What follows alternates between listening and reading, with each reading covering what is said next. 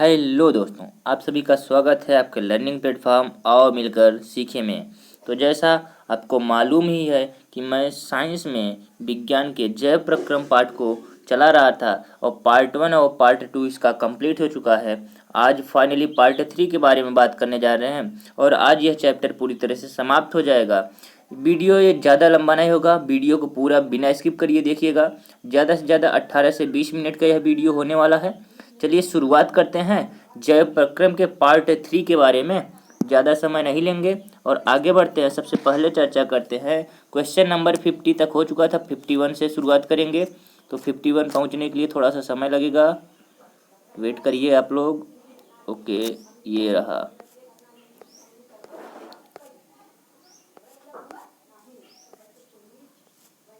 ये रहा question number 51। तो क्वेश्चन नंबर 51 क्या कहता है कि रक्त का थक्का बनाने में सहायक होता है। रक्त का थक्का बनाने में सहायक होता है। रक्त को थक्का कौन बनाता है? तो आप लोग कहोगे लाल रक्त कोशिका या श्वेत रक्त कोशिका या रक्त बिम्बाणु या फिर ये कोई इनमें से कोई नहीं। तो जो इसका राइट आंसर हो जाएगा वो क्या है भाई? अगर इसके राइट आंसर की बात की जाए तो रक्त बिम्बाणु। इसका राइट आंसर क्या हो जाएगा? रक्त बिम्बाणु। ठीक है, थोड़ा सा पेन की साइज को छोटा कर लेते हैं और कलर को भी थोड़ा सा हम चेंज कर लेते हैं। चलिए आज हम ग्रीन तरह के पेन यूज करेंगे। ये शुरुआत करते हैं, आगे बढ़ें अगले क्वेश्चन पे। तो अगला क्वेश्चन है, पाचन क्रिया पूर्ण होती है। पाचन की क्रिया पूरी तरह से कहाँ संपन्न होती है? तो आप लोग को ये क्वेश्चन बताएंगे कि पाचन की क्रिया पूरी होती है छोटी आंत में। कहाँ पूरी होती है? छोटी आंत में। आपको पता है सबसे पहले हमारा जो भोजन होता है वह मुख से प्रवेश करता है, फिर ग्रसनी में जाता है, ग्रसनी से जाता है ग्रासनली, उसके बाद इधर की ग्रासनली हो गया, यहाँ पे आमाशय होता है, आमाशय के बाद भोजन जाता है ग्रहणी में, ग्रहणी से फिर होता है छोटी आंत में, छोटी आंत से बड़ी आंत, फिर बड़ी आंत से गुदा द्वार द्वारा बाहर निकल जाता है। ठीक है, आइए आगे बढ़ें। अगला जो क्वेश्चन होगा कि छोटी आंत की दीवार में पाई जाने वाली ग्रंथियों के स्राव को क्या कहा जाता है?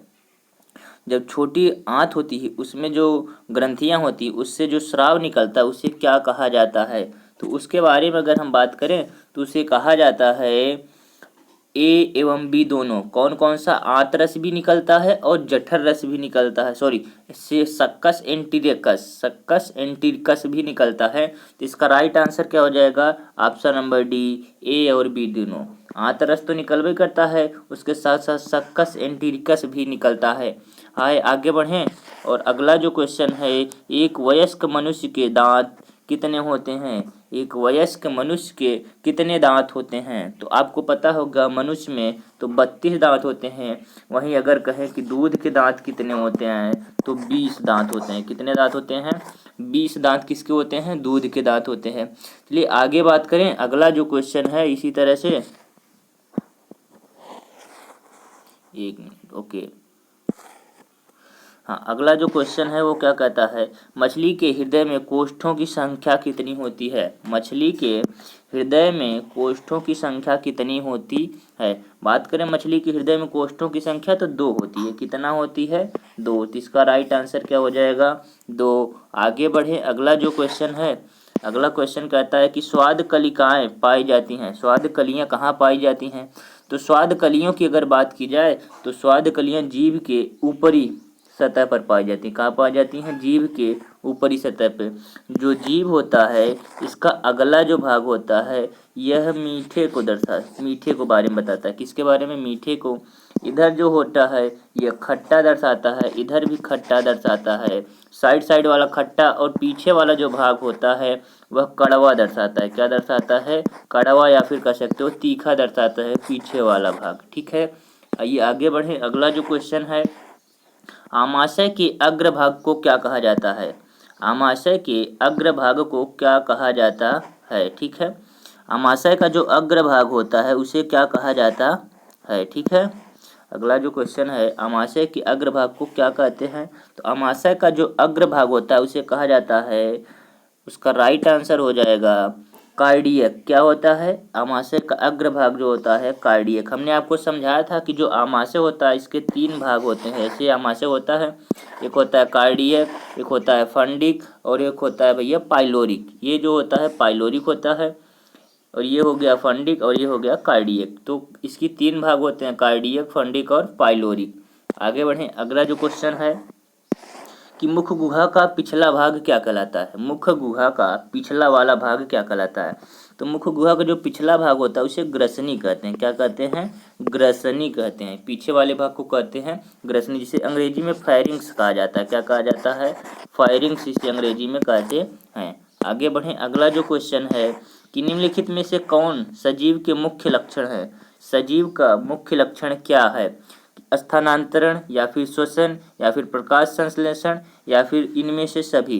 तो अगर इसके राइट आंसर की बात करें तो श्वसन, सजीवों में क्या होता रहता है, श्वसन होता रहता है। यह क्या है, इसका मुख्य लक्षण है। कौन सा मुख्य लक्षण है भैया, श्वसन। तो आप लोग कहेंगे श्वसन क्या है, सजीवों का मुख्य लक्षण है। जितने भी सजीव होते हैं वो क्या करते रहते हैं, श्वसन करते रहते हैं। आगे बढ़ें तो अगला क्वेश्चन है छोटी आंत एवं बड़ी आंत के जोड़े पर, छोटी आंत और बड़ी आंत के जोड़े पर एक नलीनुमा संरचना को क्या कहा जाता है। छोटी आंत एवं बड़ी आंत के जोड़ पर पाई जाने वाली एक नलीनुमा संरचना को क्या कहा जाता है। बात करें इसके राइट आंसर की तो इसका जो राइट आंसर होगा वो होगा भैया सीकम। क्या कहा जाता है, तो उसको कहा जाता है सीकम। क्या कहते हैं, सीकम। छोटी आंत और बड़ी आंत को जोड़ पर क्या पा, जैसे ये छोटी आंत होती है, इसके यहाँ इसी में बीच में बड़ी आंत भी होती है, तो इसका जो जोड़ जहाँ होता है उसको क्या कहते हैं, सीकम कहते हैं। क्या कहते हैं, सीकम। आगे बढ़ें, अगला जो क्वेश्चन होगा वो क्या कहता है कि छोटी आंत में भोजन के पाचन में निम्नलिखित में से किस रस की भूमिका होती है। छोटी आंत के भोजन के पाचन में किस रस की भूमिका होती है। आप जानते हो पित्त रस तो पित्ताशय में, सॉरी यकृत में निकलता है, अग्नाशयी रस अग्नाशय में निकलता है। और बात करें कि आंत रस के बारे में तो आंत रस कहाँ निकलता है, तो आप कहेंगे छोटी आंत में। तो इसका राइट आंसर क्या हो जाएगा, छोटी आंत हो जाएगा। क्या हो जाएगा, छोटी आंत। ये हो गया हमारा राइट आंसर। ठीक है, आगे बढ़ें, अगला जो क्वेश्चन है कि आमाशय के अधपचे भोजन के लिए लेई की तरह के स्वरूप को क्या कहते हैं। लेई के तरह स्वरूप को क्या कहा जाता है। तो जो आमाशय में अधपचा भोजन होता है, जो लेई की तरह होता है, उसको काइम कहा जाता है। क्या कहा जाता है, काइम कहा जाता है। ये वाला क्वेश्चन मैंने आपको क्लास में भी समझाया था कि जो आमाशय से निकलता है भोजन है उसे कहते हैं काइम कहते हैं। क्या कहते हैं, काइम, जिसमें HCl मिला रहता है। क्या मिला रहता है, HCl यानी हाइड्रोक्लोरिक अम्ल मिला रहता है। आगे बढ़ें, अगला जो क्वेश्चन है कि निम्नलिखित में से कौन अमीनो अम्ल के विखंडन से बनता है। अमीनो अम्ल के विखंडन से क्या बनता है, अमीनो अम्ल के विखंडन से क्या बनता है। तो आप कहेंगे अमीनो अम्ल का जब भी विखंडन होता है तो इससे बनने वाला है अमोनिया। क्या बनेगा, अमोनिया बनता है। अमीनो अम्ल के विखंडन से क्या बनता है, तो आप कहेंगे अमोनिया बनता है। क्या बनेगा, अमोनिया बनेगा भाई। ये हो गया राइट आंसर इसका, अमोनिया। कलर हम थोड़ा सा चेंज कर लेते हैं, ये वाला कलर। ओके, आगे बढ़े तो जो अगला क्वेश्चन है, अगला क्वेश्चन कहता है कि स्वपोषी पोषण के लिए आवश्यक है। क्या है, स्वपोषी पोषण के लिए आवश्यक है। तो क्या चाहिए, क्लोरोफिल चाहिए, सूर्य का प्रकाश चाहिए, जल एवं कार्बन डाइऑक्साइड, ये सभी आवश्यक होते हैं। इसका राइट आंसर हो गया ऑल ऑफ दीज।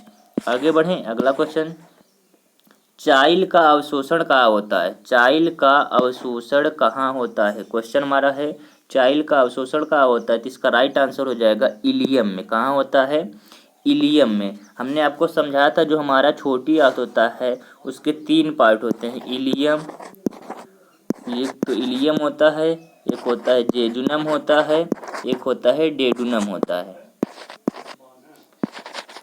3 पार्ट होते हैं, इलियम, जेजुनम और ड्यूडेनम। ठीक है, तीनों पार्ट याद रखने। छोटी आंत के कितने पार्ट होते हैं, 3 पार्ट, इलियम, डेडुनम और जेजुनम। आगे बढ़ें तो अगला क्वेश्चन कहता है मनुष्य के आहार नाल की कौन सी संरचना अवशेषी अंग है। मनुष्य के आहार नाल की कौन सी रचना अवशेषी अंग है? अवशेषी मतलब बेकार अंग है, जो अवशिष्ट रूप में पड़ी हुई है, तो आप कहेंगे अपेंडिक्स। क्या होता है? अपेंडिक्स जो होती है वो अवशेषी अंग है। यह ना भी रहे शरीर में तो भी हमारा शरीर को कुछ नुकसान नहीं है। कौन? अपेंडिक्स। तो इसका राइट आंसर हो गया अपेंडिक्स। आगे बढ़ें तो देखिएगा, कभी कभी जब कोई व्यक्ति बीमार होता है तो उसके शरीर से अपेंडिक्स को निकाल लिया जाता है, ठीक है। इसी तरह से आगे बढ़ें।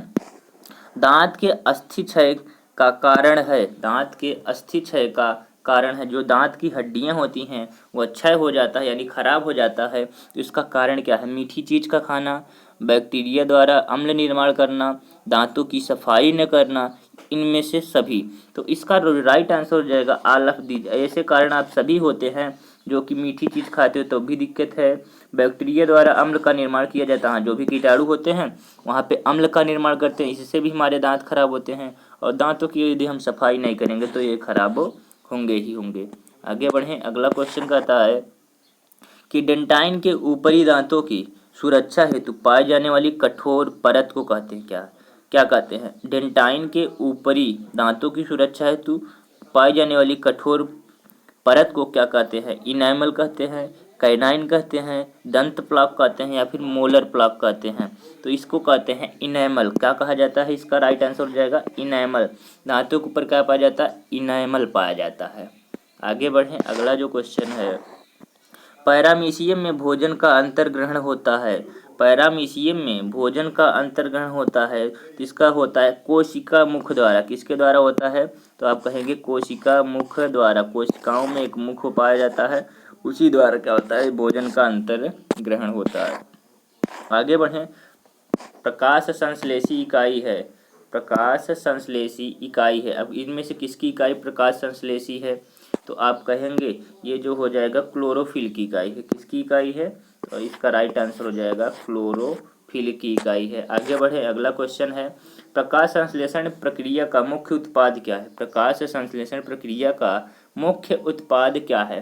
तो आप कहोगे मुख्य उत्पाद की बात अगर करें तो आपको यहाँ से ऑप्शन में ग्लूकोज दिखाई दे रहा है, और क्या दिखाई दे रहा है? तो आप कहेंगे ग्लूकोज हो गया, ऑक्सीजन हो गया, ग्लूकोज भी बनता है, ऑक्सीजन भी बनता है, जल भी बनता है, कार्बन डाइऑक्साइड नहीं बनता है। तो प्रकाश संश्लेषण की प्रक्रिया का मुख्य उत्पाद बोला है, मेन चीज क्या होता है? तो इसका राइट आंसर हो जाएगा ऑक्सीजन। ऑक्सीजन ही तो मेन होता है जो हम यूज करते हैं अपने दैनिक जीवन में, तो इसका राइट आंसर क्या हो जाएगा? ऑक्सीजन हमारे लिए फ़ायदेमंद है। बाकी ग्लूकोज तो जो बनेगा वो पेड़ पौधे अपने लिए बनाएंगे। और जल क्या हो जाता है? जल तो भैया वाष्पोत्सर्जन द्वारा बाहर निकल जाता है। आगे बढ़ें तो पैरामीशियम में पाई जाने वाली पोषण विधि को क्या कहते हैं? पैरामीशियम में पाई जाने वाली पोषण विधि को स्वपोषण कहेंगे, मृतजीवी पोषण कहेंगे, प्राणी जीवी कहेंगे, या फिर पर प्राणी सम कहेंगे। तो इसका राइट आंसर हो जाएगा प्राणी सम। कौन सी प्रक्रिया होती है? प्राणी सम की। प्राणी सम की प्रक्रिया क्या होती है? किसी भी दूसरे जीव के समान क्या करे, यह भी अपना पोषण करे, जिसे कहते हैं प्राणी सम, किसी दूसरे जीव के ऊपर जाके, ठीक है। अगला क्वेश्चन की बात करें अगर, निम्नलिखित में से प्रकाश संश्लेषी अंग है, प्रकाश संश्लेषी अंग कौन कौन से हैं? तो आपको पता होगा इसमें प्रकाश संश्लेषी अंगों में मुख्य रूप से आता है भैया हरित लवक। कौन आएगा? क्लोरोप्लास्ट। इसका राइट आंसर क्या हो जाएगा? क्लोरोप्लास्ट, ठीक है। इसका राइट आंसर हो गया। आगे बढ़े। अगला जो क्वेश्चन है, निम्नलिखित में से जठर ग्रंथि की कौन सी कोशिका हाइड्रोक्लोरिक अम्ल का निर्माण करती है? हाइड्रोक्लोरिक अम्ल का निर्माण जो है जठर ग्रंथि मतलब आमाशय ग्रंथि की कौन सी कोशिकाओं द्वारा HCl का स्रवण होता है? तो आप कहेंगे भित्तीय कोशिकाओं द्वारा। किसके द्वारा? भित्तीय कोशिकाओं द्वारा HCl का स्रवण किया जाता है। आगे बढ़ें तो जो अगला क्वेश्चन होगा वह क्या कहता है? मनुष्य के मुख गुहा में कितने जोड़ी लार ग्रंथियां पाई जाती है? मनुष्य के मुख गुहा में कितनी जोड़ी लार ग्रंथियां पाई जाती हैं? तो इसके राइट आंसर की बात करें तो इसका राइट आंसर होगा 3 जोड़ी। हमने आपको बताया था एक होती है पैरोटिड ग्रंथि, एक होती है अधोहन ग्रंथि। पैरोटिड ग्रंथि हो गया, एक मिनट, ओके, पैरोटिड ग्रंथि, ये दूसरा होता है अधोहन ग्रंथि। कौन सी ग्रंथि? अधोहन। और तीसरा होता है अधोजिह्वा ग्रंथि। कौन सी होती है? अधोजिह्वा ग्रंथि। ठीक है, ये आपको हमने तीनों बताया था कौन कौन सी ग्रंथि कहाँ पर पाई जाती है। इनमें से कौन सी रचना द्वारा अमीबा में भोजन का अंतर्ग्रहण होता है? अमीबा में भोजन का अंतर्ग्रहण होता है कूटपाद द्वारा। किसके द्वारा होता है? कूटपाद द्वारा अमीबा में भोजन का अंतर्ग्रहण होता है। बात करें पेप्टोन पेप्टाइड्स को निम्नलिखित में से किस रूप में तोड़ता है? पेप्टोन पेप्टाइड्स को किस रूप में तोड़ता है? तो आप कहेंगे पॉलीपेप्टाइड्स में। किस में तोड़ता है? सॉरी, अमीनो अम्ल में तोड़ता है। किस में तोड़ता है? अमीनो अम्ल में। और इसी अमीनो अम्ल से क्या बनता है? अमोनिया बनता है। अमोनिया से फिर क्या बनता है? यूरिया बनता है। क्या बनता है? यूरिया। फिर यूरिया वाटर से मिलकर यानी पानी से मिलकर बनाता है यूरिन। और यूरिन हमारे किडनी द्वारा क्या होता है? बाहर निकाल दिया जाता है। कोशिका के किस भाग में सजीवों के सारे गुण विद्यमान हैं? कोशिका के किस भाग में सजीवों के सारे गुण विद्यमान हैं? इसके राइट आंसर की बात करें तो इसका जो जीव द्रव्य होता है, उसमें भैया जीव द्रव्य में कोशिकाओं के सजीवों के सारे गुण विद्यमान हैं। आगे बढ़े तो जो अगला क्वेश्चन है वह क्या कहता है कि निम्नलिखित में से किस छिद्र द्वारा ग्रसनी ग्रास नली से जुड़ी रहती है? किस छिद्र द्वारा ग्रसनी ग्रास नली द्वारा जुड़ी रहती हैं? इसके राइट आंसर की बात करें तो निगल द्वार। ये जो हमारे गले के आसपास में होता है, जो गला होता है, इसके पास में हमारी जो ग्रसनी होती है वह ग्रास नली से जुड़ी हुई होती है और इसी को कहते हैं निगल द्वार। जहाँ से हम भोजन को निगलना शुरू करते हैं, निगलते हैं, वही कहता है निगल द्वार।